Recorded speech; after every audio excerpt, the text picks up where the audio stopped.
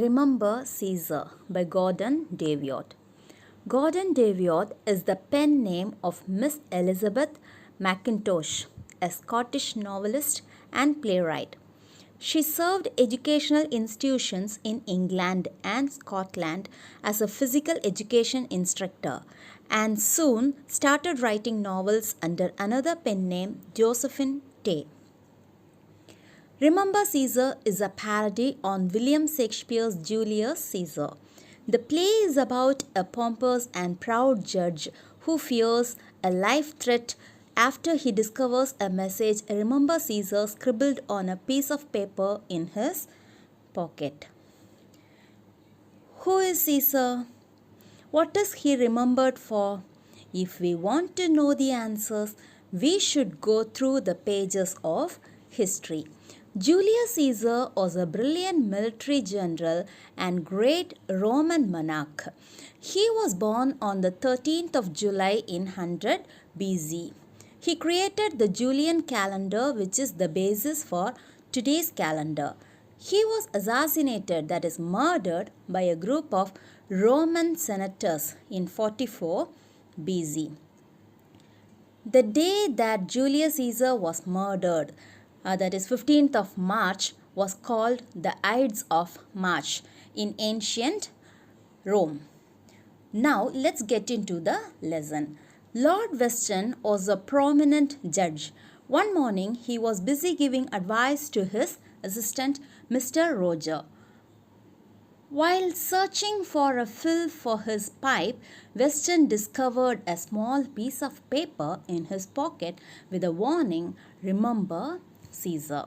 The day the judge found the paper happened to be Ides of March, the day of Caesar's assassination, so the judge took it as a warning. He related the paper to a possible assassination by those who were punished by him. At that time, Lord Weston's wife, Frances, entered with a complaint against Joel, their servant. Ignoring her complaint, Weston informed her of the danger and threat of assassination he was in.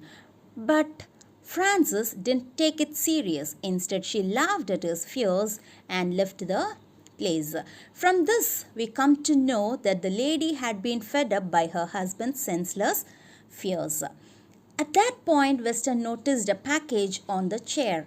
It was a pretty big package bound with cords.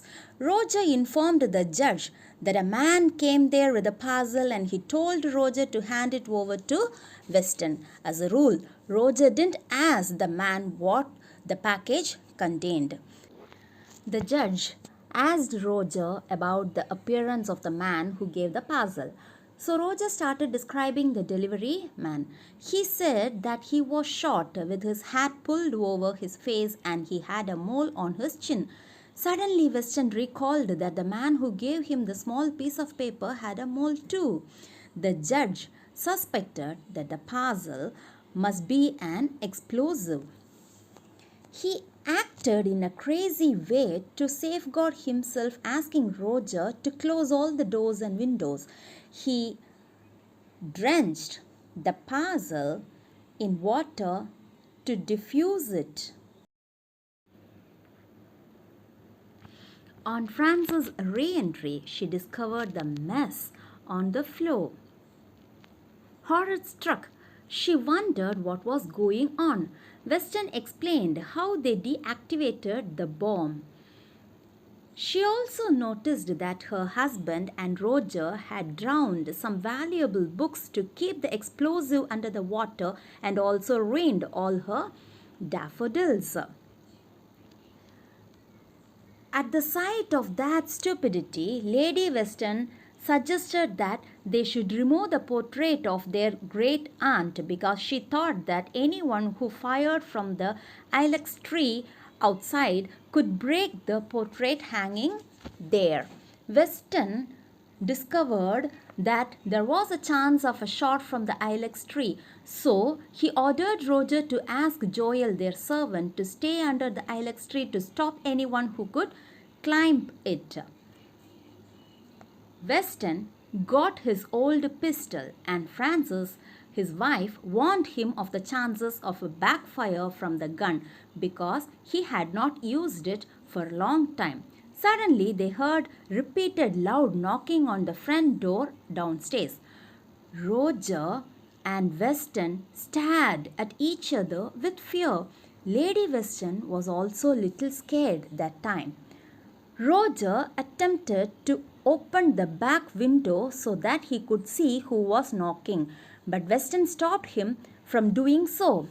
So Roger brought a chair to the window and stood on it, but he couldn't see, so he brought a footstool and placed on the chair and stood on it, and he saw the knocker. Roger was immensely relieved at the sight of a man standing at the gate. It was Caesar, a gardener who had agreed to visit Weston's garden to discuss about the rose trees. The message, "Remember Caesar," was handwritten by Weston himself as a reminder, but the entire disaster was created because he was absent-minded. And actually, do you know what was inside the parcel? It was nothing but the judge's new velvet cloak, that is, a sleeveless garment. Thank you.